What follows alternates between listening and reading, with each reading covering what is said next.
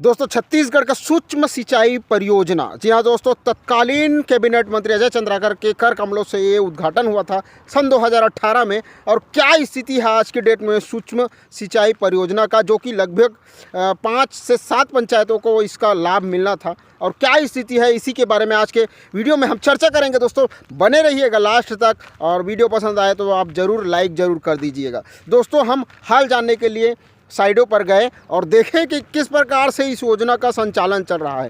3 करोड़ 81 लाख रुपए इस परियोजना में बांटा गया, मतलब इसमें लागत आई, इसके लिए सेंसन हुआ।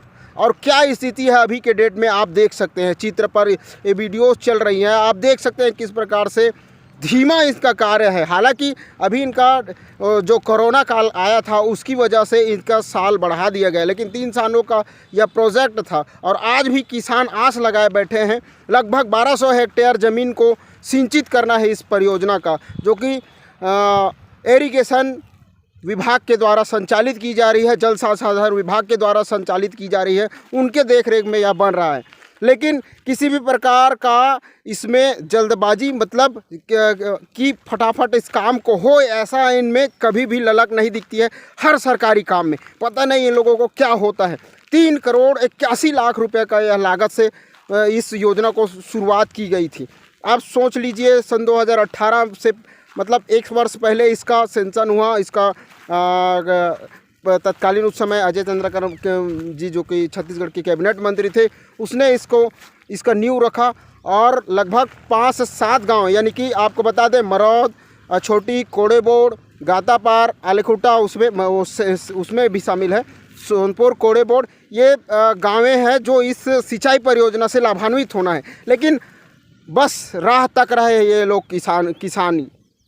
आपको क्या बताएं, आप इन परियोजना के पाइपलाइन को देखेंगे तो जगह जगह फट के, टूट के, आप क्या बताएं। आप सरकार का जो पैसा है, सरकार का पैसा, उनका मंत्रियों का पैसा नहीं होता, जनता का, आम जनता का जो टैक्स पेबल होते हैं, जो आप हर चीज़ में, नमक से लेकर खाने तक में आप टैक्स देते हैं, उसका पैसा इसमें लगता है। और ये लोग उसको मनमाने तरीके से किस प्रकार से पानी की तरह बहाते हैं। और फालतू जो चीज़ अभी से बन जाना चाहिए, जो चीज़ 2 रुपये में बन जाना चाहिए, उसके लिए लोग 10 रुपये खर्चा करते हैं। दोस्तों आप देख सकते हैं किस प्रकार से जगह जगह पर पाइप पड़े हैं, टूट फूट पड़ा है। और आज तक, और मुझे नहीं लगता ये 2023 तक इसको समाप्त हो जाएगा। 2023 का 7वां महीना इसका लास्ट है, चल रहा है अभी 3रा महीना। 4 महीने में ये लोग कंप्लीट करके स्टार्ट करना है इस परियोजना को। लेकिन कहीं भी, कोई भी स्थिति में, मैं आपको बता रहा हूं दोस्तों, कोई भी स्थिति में इस परियोजना का संचालन 2023-7 को होगा ही नहीं। जबकि इनको मैंडेटरी बढ़ाया गया था कोरोना काल की वजह से, इनका डेट 3 वर्षों का था।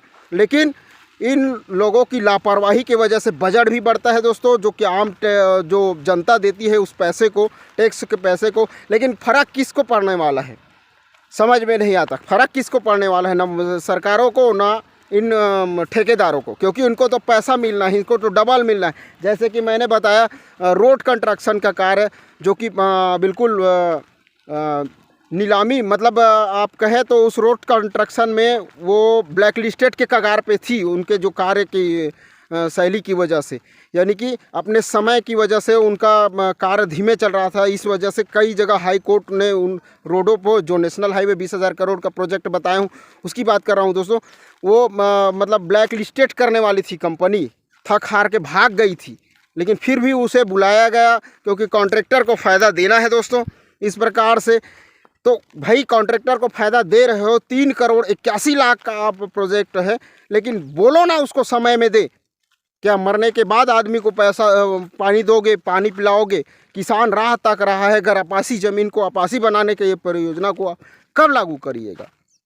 दोस्तों जिस प्रकार से बड़ा दुख होता है, बड़ा तकलीफ़ होता है, पैसा हम देने के बाद भी हमारा काम समय पर नहीं होता, बड़ा तकलीफ़ होता है। जब हम घर बनाने के लिए पैसा देते हैं, 5 लाख हम ठेकेदार को दे दिए, तो हमें समय में घर रहने के लिए दिया जाए, ये सही होना चाहिए।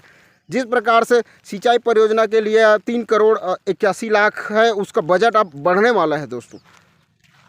तो आप क्या कहना चाहेंगे इस प्रकार के भ्रष्टाचारी में, तो आप समझ में नहीं आता दोस्तों।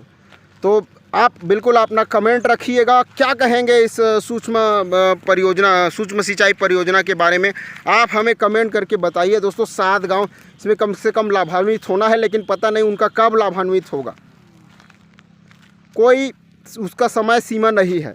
वो तो केवल पेपर में रहता है कि इतना से इतना डेट तक बनना है, लेकिन सब बकवास है। कोई उसमें समय सीमा कोई देखने वाला नहीं रहता, क्योंकि सब में भ्रष्टाचारी है, सब में आपको पैसा मिलता है, इंजीनियर से लेकर ऊपर से नीचे से लेकर, कोई दबाव नहीं। आप इस बारे में क्या कहना चाहेंगे दोस्तों, बिल्कुल हमें कमेंट करके बताइएगा। 1200 हेक्टेयर इसमें सिंचित होना है, 1200 हेक्टेयर। अब आप क्या कहते हैं, आप हमें कमेंट करके नीचे ज़रूर बताइएगा दोस्तों। चलिए मिलते हैं नेक्स्ट वीडियो में। जय हिंद।